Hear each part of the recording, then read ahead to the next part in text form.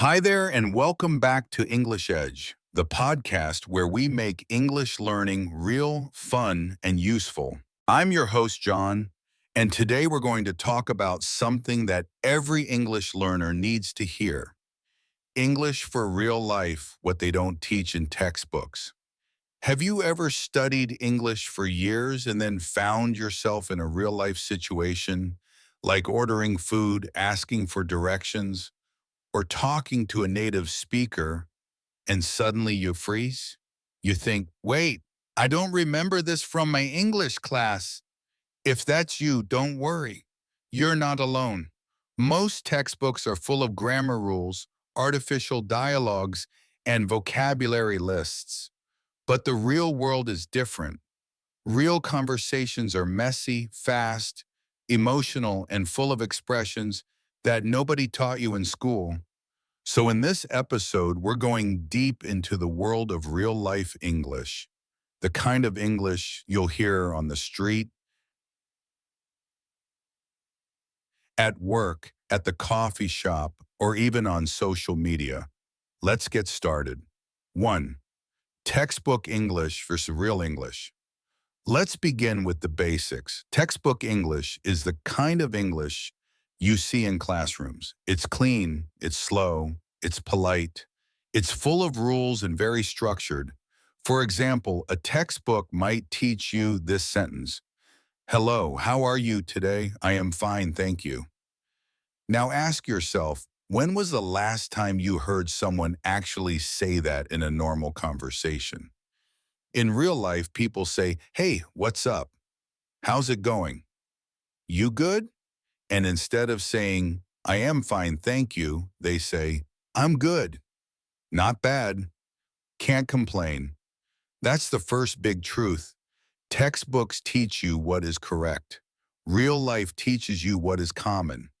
And in most conversations, common beats correct. 2. Real life listening, the speed trap. One of the biggest shocks for learners is how fast native speakers talk. Even if you understand individual words, the speed, slang, and contractions can make it feel like one long, confusing sound. For example, "What do you want to do?"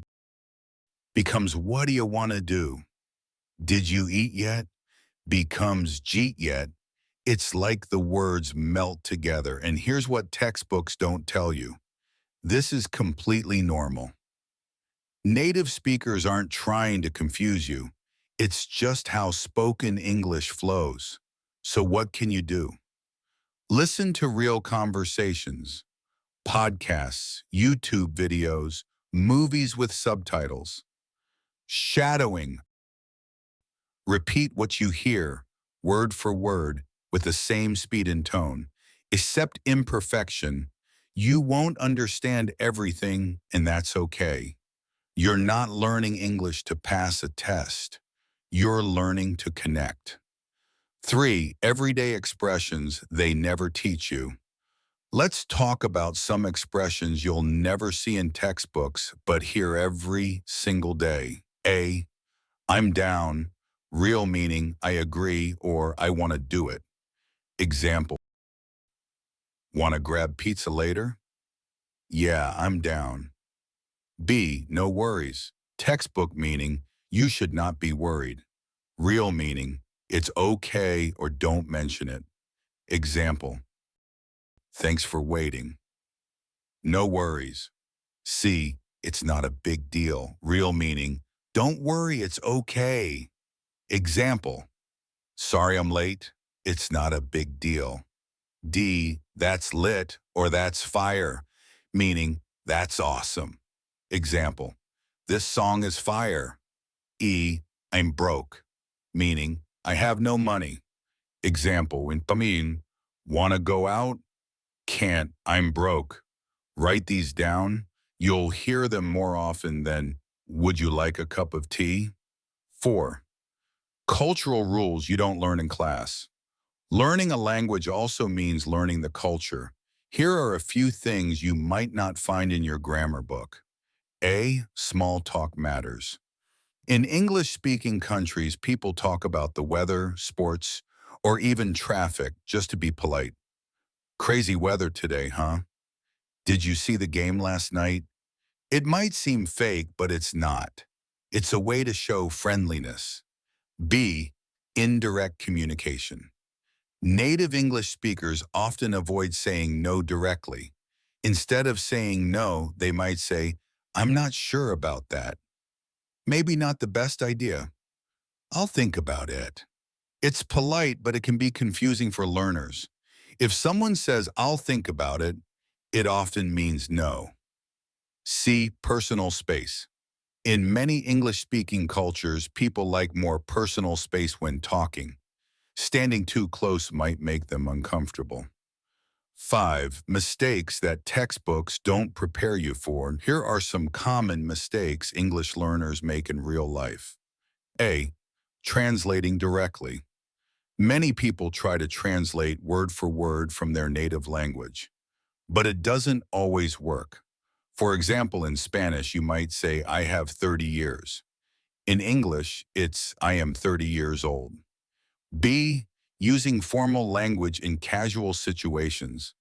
Saying things like, may I accompany you to the store, sounds strange.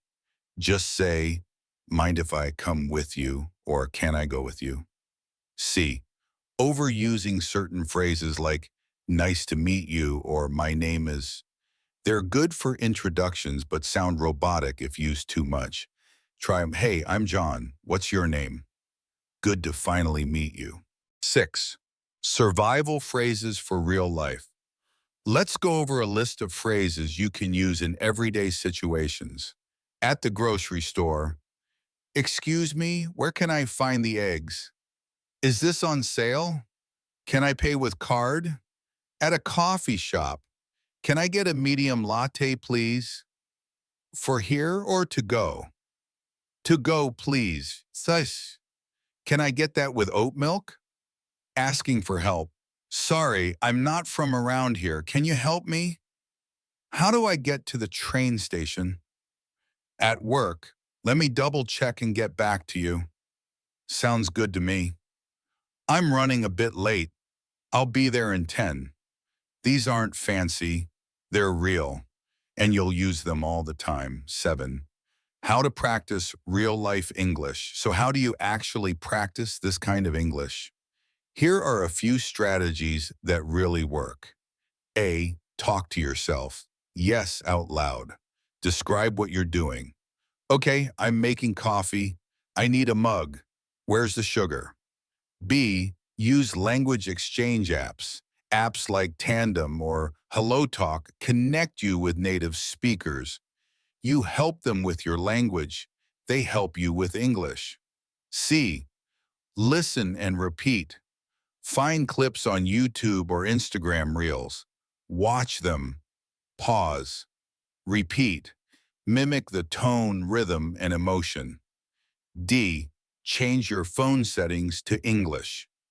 Every time you check your phone, you are learning. E. Be okay with sounding silly. Fluency requires confidence, not perfection. 8. Real stories from real learners. Let me tell you about Sophia, a student from Brazil. She studied English for years, grammar, vocabulary, writing. But when she moved to New York, she felt lost. She said, people talk so fast. I couldn't even order coffee. But instead of giving up, she started recording herself speaking every day. Just 1 minute. She also watched TV shows with subtitles, not to understand every word, but to feel the rhythm of English. 6 months later, she was chatting with coworkers, making jokes, and even giving small presentations. Real-life English takes courage, not just knowledge. 9. Final thoughts. Why real English matters. You're not learning English just to pass a test or get a certificate. You're learning to make friends, travel, work, fall in love, understand movies and music, be part of something bigger. And for all that, textbook English isn't enough. You need the messy, imperfect, emotional, and spontaneous English of real life. So next time you make a mistake, celebrate it. That means you're in the real world now. You've graduated from the textbook. That's it for today's episode of English Edge. I hope this gave you a better understanding of the kind of English you really need and how to get it. If you enjoyed this episode, share it with a friend, leave a review, or practice one of the phrases you learned today in real life. And remember, you don't need perfect English to live a great life in English. Just be real, keep going, and I'll see you in the next episode. Take care.